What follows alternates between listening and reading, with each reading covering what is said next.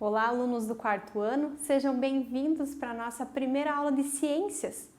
Com vocês, a professora Janine Farias, e hoje o tema da nossa aula são os seres unicelulares e multicelulares. Qual é o objetivo da nossa aula de hoje? Entender o que são os seres unicelulares e multicelulares, compreender onde eles são encontrados e conhecer a história do microscópio. Para que você acompanhe essa aula com tranquilidade, você precisa ter em mãos o seu caderno, lápis, caneta, borracha e procure um lugar tranquilo para acompanhar a nossa aula, ok? Combinado? Feito isso, vamos lá! Você já parou para pensar qual é o menor ser vivo do planeta Terra? Você sabe responder? O que será que é? Será que é uma ave? Um réptil? Um mamífero tão pequenininho? Quem será? Até o final da nossa aula nós vamos descobrir e você vai conseguir responder essa pergunta. Para que a gente fale de seres unicelulares e multicelulares, nós precisamos entender o que é uma célula. Então, a célula são pequenas partes que compõem os seres vivos. Então, é a pequena parte que compõe qualquer ser vivo, seja ele animal ou vegetal, ok? Toda célula tem uma estrutura básica, que é formado por núcleo, citoplasma e membrana plasmática, tá? Existem algumas células que não apresentam núcleo, mas nesse caso nós vamos deixar para mais tarde. Hoje nós vamos se atentar a essas três informações. Junto com o citoplasma, é claro que as células têm outras estruturas chamadas organelas, mas essa é uma conversa para mais tarde. Hoje nós vamos focar nesses três itens. Prof, mas como que eu vou entender como é que é uma célula se eu não consigo observar ela a olho nu? Então eu vou te ajudar. Observe essa imagem que eu trouxe para vocês. Um ovo. O ovo vocês conhecem, ok? Ele não é uma célula, mas a estrutura dele nos faz lembrar da estrutura da célula. Então observe a gema, lá na parte bem central, imagine que seja o núcleo de uma célula, ok? A clara, essa parte branquinha, que agora está branca porque o ovo está cozido. Quando o ovo está cru, eles têm um material gelatinoso, não é mesmo? Que é a clara. Vamos pensar que esse material gelatinoso é o citoplasma. Conseguiu visualizar? E aquela película que envolve o ovo representa nesse caso a membrana plasmática. Agora ficou mais tranquilo? Ficou, né? Agora você conseguiu entender as três estruturas básicas de uma célula. Os seres unicelulares, como a própria palavra diz, é formado por uma única célula. Como exemplos desses seres, nós temos as bactérias, os protozoários, algumas espécies de algas e algumas espécies de fungos.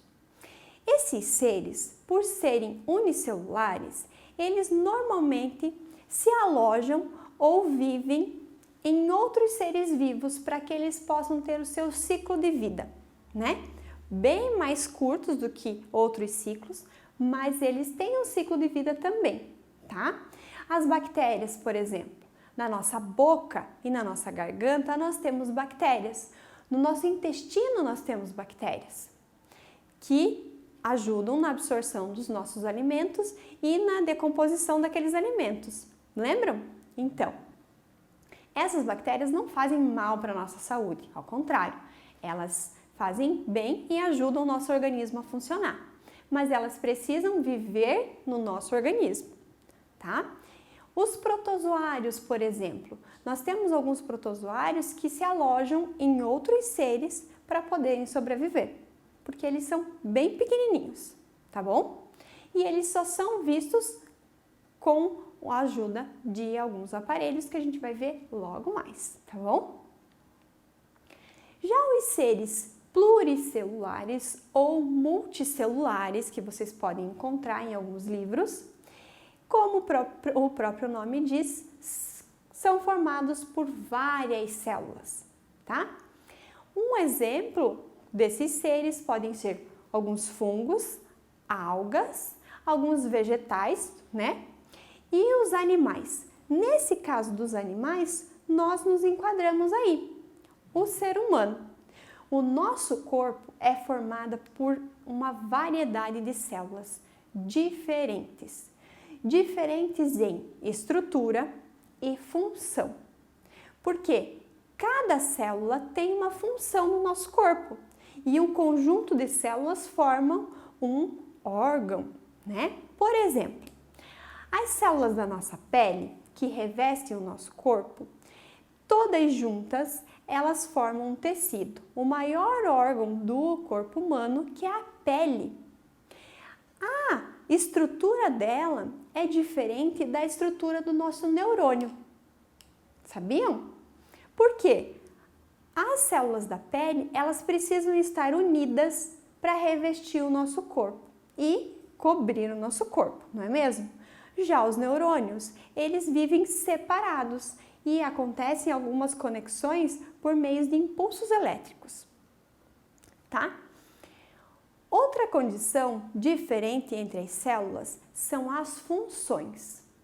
Então, a célula da nossa pele, como ela a função dela é cobrir a nossa pele, proteger do calor, do frio.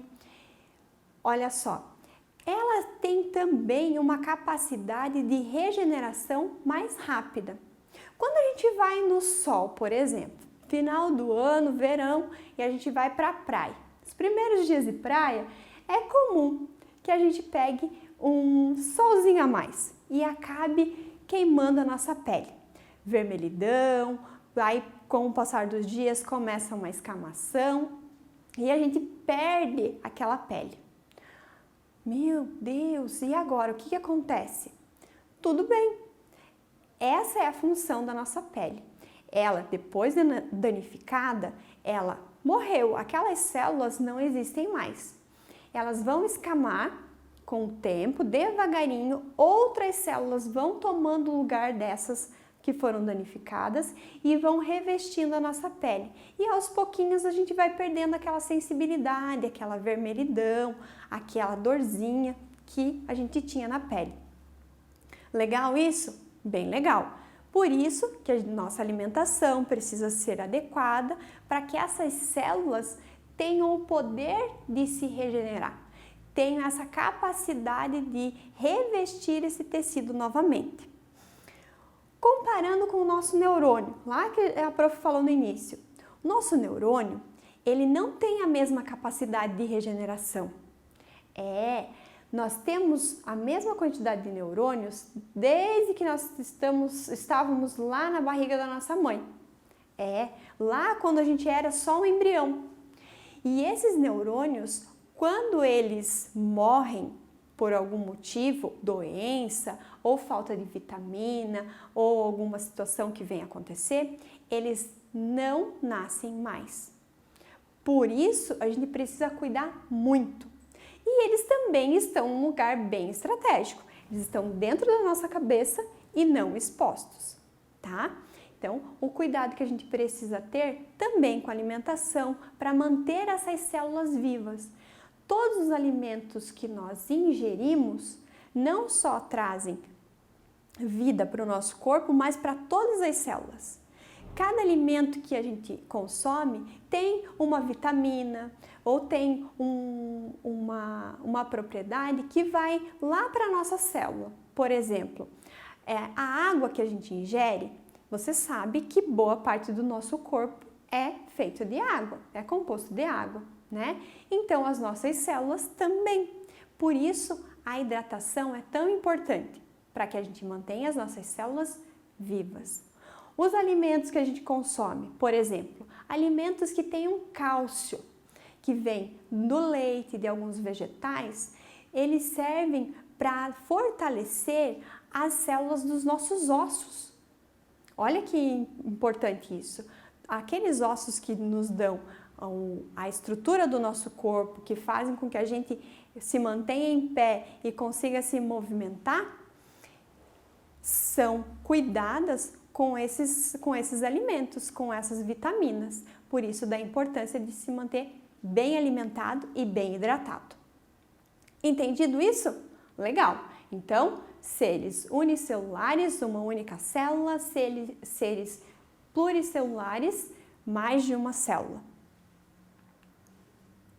Sobre o microscópio. O que eu posso falar sobre o microscópio? É um equipamento fantástico. Ele foi criado lá entre 1600 e 1700 para observar umas estruturas bem pequenas. Se vocês forem prestar atenção na imagem, vocês verão que os primeiros microscópicos eram bem arcaicos, né? Eles eram bem diferentes daqueles que a gente conhece hoje, né? Hoje nós temos microscópios que aumentam células em 150 vezes ou até 500 vezes, que são aqueles microscópios eletrônicos. Esses aparelhos são muito importantes para as análises de micro-organismos. Quando nós vamos fazer, por exemplo, exames de sangue, exames de urina, né? São colocados nesses aparelhos para serem observados. Como as células do nosso sangue estão? Vocês sabiam que o nosso sangue tem, lá naquele líquidozinho vermelho, existem células? 3 tipos de células lá dentro e cada uma com uma função, tá? E é nesse laboratório, com esse aparelho, que essas células são observadas e são identificadas algumas imperfeições ou alterações que podem dizer se o nosso corpo está doente ou não. E também para pesquisas. Então, quando é feita uma pesquisa sobre um medicamento ou uma vacina que é preciso ser testado, então é colocado em teste, aí é observado a célula como é que ela estava antes, aplicado o medicamento, depois é colocado de novo para ver como que essa célula reagiu. Se fez bem para ela, se não fez, e assim é observado essas partículas muito pequenas. Importante? Muito importante para a nossa saúde e para a nossa sociedade toda, porque essas pesquisas trazem benefícios para todas as pessoas. Agora, chegou aquele momento em que você pega lá o seu caderno, coloca a data de hoje que você está assistindo essa aula, o tema da nossa aula, e eu vou pedir que você faça um registro de tudo que você aprendeu com a aula de hoje. E também eu vou pedir que você desenhe no capricho uma célula com as 3 estruturas básicas: núcleo, citoplasma e membrana plasmática, tá? Eu quero que você desenhe, coloque uma setinha e escreva cada uma dessas partes da célula. Aí sim, você está pronto para resolver as suas atividades propostas. Eu fico por aqui, te desejo bons estudos e te encontro na próxima aula.